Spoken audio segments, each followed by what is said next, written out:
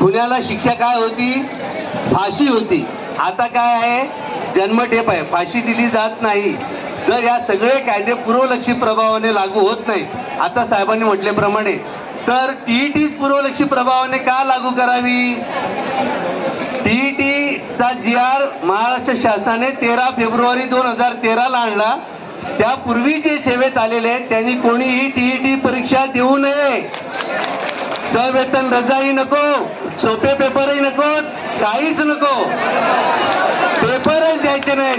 TET परीक्षेवर बहिष्कार टाकायचा. आपल्याला टीईटी परीक्षेवरच बहिष्कार टाकायचा आहे. आज 25 लाख शिक्षक टीईटी परीक्षा देत आहेत देशामध्ये आणि एकाची फी किती आहे?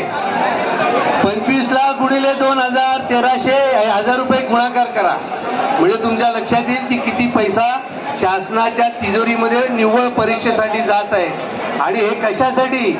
आपण जेव्हा सेवेत आलो त्यावेळेस टीईटीची सक्ती नसताना आपण आता रिटायरमेंटच्या उंबरठ्यावर आले असताना टीईटीची परीक्षा आम्ही देणार नाही.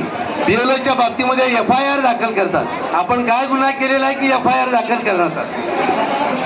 नेहमी लोकप्रतिनिधित्व अधिनियम 1950, नियम 29 आणि नियम 32 ची खाली ओळ लिहिलेली असते.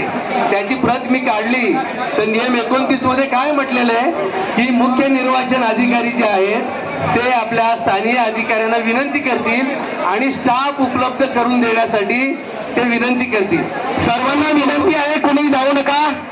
सर्वांना विनंती आहे. आपलं आंदोलन अजूनही संपलेलं नाही. 4 वाजेपर्यंत आपलं आंदोलन आहे. सरकारच्या वतीने थोड्याच वेळामध्ये लोकप्रतिनिधी येत आहेत.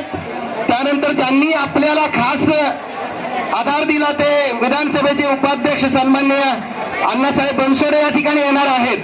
ज्यांनी जे पत्र काढलं आणि सगळ्या पदोन्नती थांबवल्या, आपल्यासाठी भेटण्यासाठी ते या ठिकाणी येत आहेत. कोणी जाऊ नका.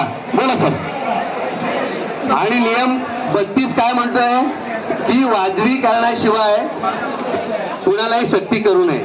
म्हणजे जर तुमचं कारण वाजवी असेल तर तुम्हाला ते सक्ती करू शकत नाही. याचा अर्थ FIR तुमच्यावर दाखल करू शकत नाही. आणि नियम 29 मध्ये असं कुठेही म्हटलेलं नाहीये की शिक्षकांनाच नियुक्त करा म्हणून.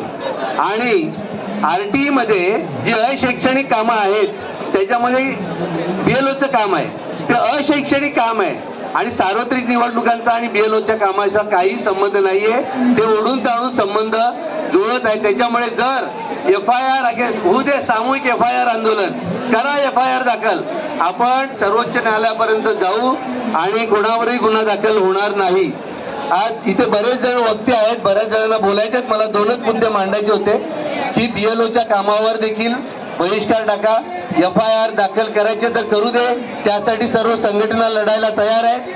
टीईटीच्या परीक्षेवर पण बहिष्कार टाका, कारण कोणताही कायदा पूर्वलक्षी प्रभावाने लागू होत नाही.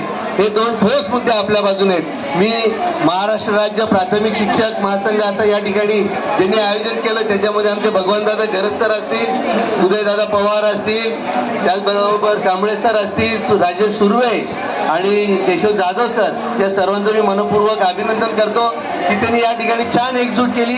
अशीच एकजूट राहिली आणि संघटनेच्या पदाधिकाऱ्यांकडनं ज्या सूचना येतील त्याचं जर पालन केलं तर कुणाचंही काही बिघडणार नाही. धन्यवाद.